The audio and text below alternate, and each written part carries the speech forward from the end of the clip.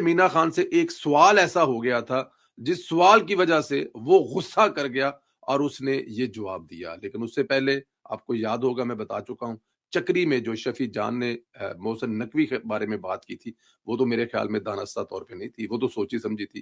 خیر اب شفیع جان نے ایک اور بکواس کی ہے جو انتہائی بےہودہ گفتگو انہوں نے کی ہے. عظما بخاری صاحبہ نے اپنی ایک تقریر میں کہا کہ کچھ جنگلی آئے تھے جنہوں نے پنجاب اسمبلی میں کیا, تو یہ ایک روٹین کا لفظ ہے. کیا وہ جنگلی نہیں تھے جنہوں نے پنجاب اسمبلی کے تقدس کو پامال کیا, جنہوں نے وہاں کے جو سیکیورٹی والے ان کو دھکے مارے, ان کے ساتھ بدتمیزی کی, گالم گلوچ کی.